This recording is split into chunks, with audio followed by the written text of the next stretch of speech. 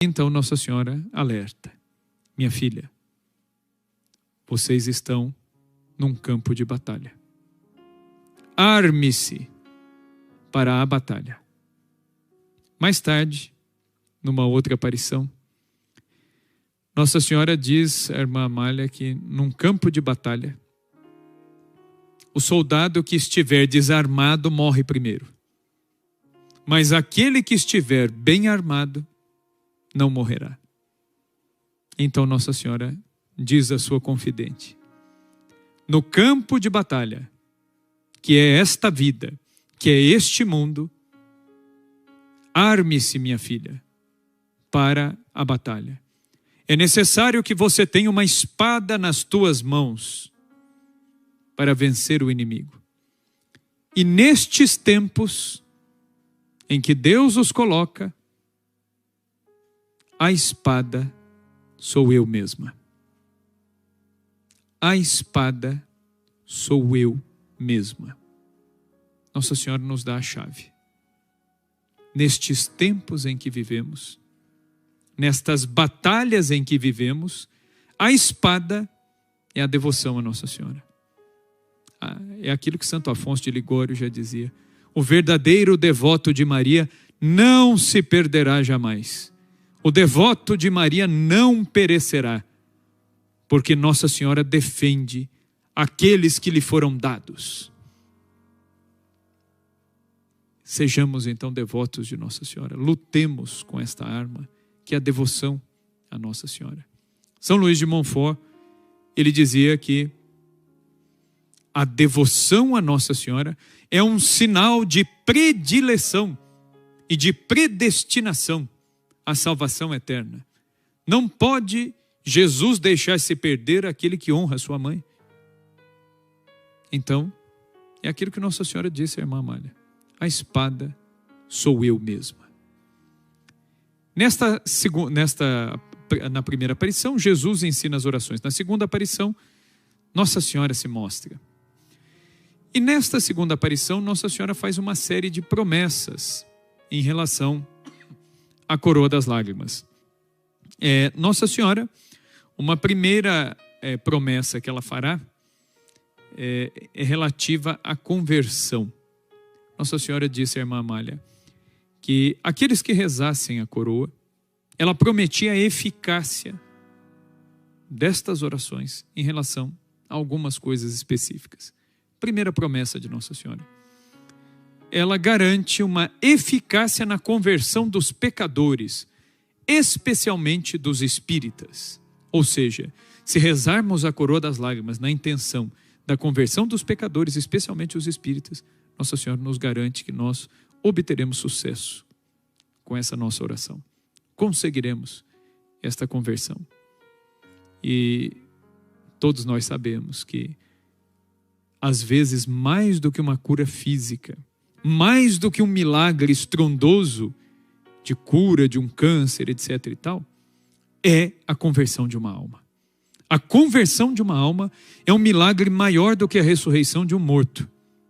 Porque a conversão de uma alma é o reviver de algo que poderia morrer eternamente. Uma alma em pecado que pode comprometer a sua salvação eterna. Mas ela abandona o pecado e se volta para Cristo. Isso é um milagre muito maior. E Nossa Senhora promete uma eficácia na conversão dos pecadores se rezarmos a coroa na intenção deles. Segunda promessa: Nossa Senhora garante uma eficácia exorcística para a oração da coroa das lágrimas. Ela diz que garante uma eficácia naquelas orações pedindo a libertação dos possessos. Quem rezar a coroa das lágrimas pedindo a libertação de um possesso vai obter sucesso. Ou aquelas pessoas que estão sofrendo tentações fortíssimas em relação a um determinado pecado, a uma determinada situação, estas pessoas, se rezarem a coroa, serão libertas. Ou seja, os possessos, aqueles que sofrem grandes tentações, ou aqueles que sofrem obsessões demoníacas, também serão libertos de tudo isso, de todo o mal.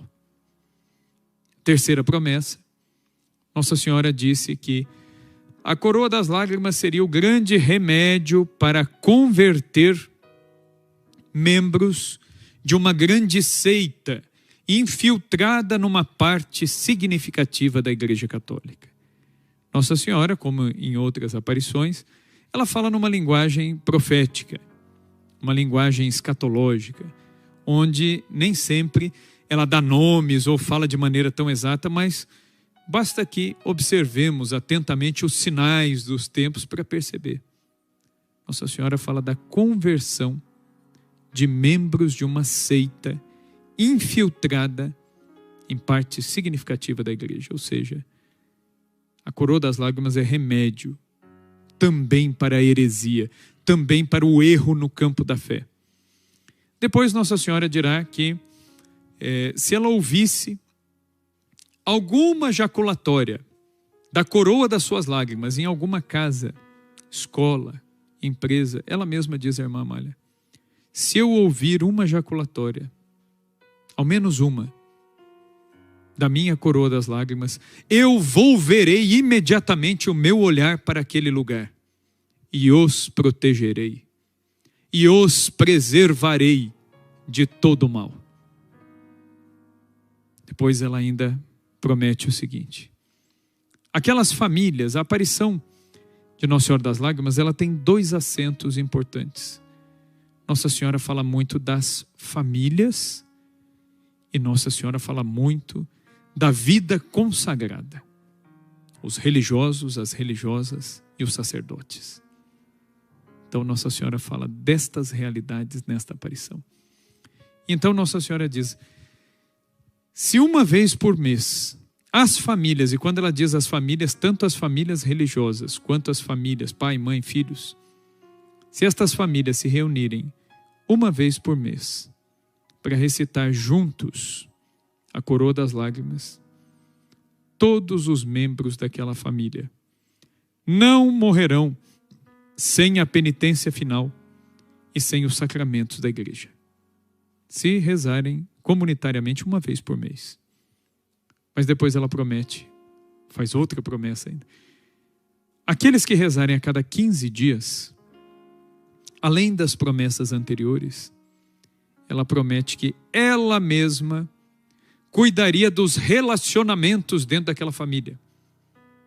Relacionamento do esposo com a esposa, relacionamento dos filhos entre si, o relacionamento do superior e dos súditos dentro de uma comunidade religiosa, o relacionamento do bispo com seus padres dentro de uma família, num presbitério de uma diocese. Nossa Senhora diz, virei eu mesma para cuidar das relações entre as pessoas. E eu também cuidarei dos negócios desta família. Mas aqueles que rezarem, aí é a última promessa, todos os dias a coroa de minhas lágrimas. Eu prometo que na hora final, na hora da morte, virei eu mesma a consolá-los nessa hora terrível. E no momento da morte, eu mesma os levarei até diante do tribunal de meu filho.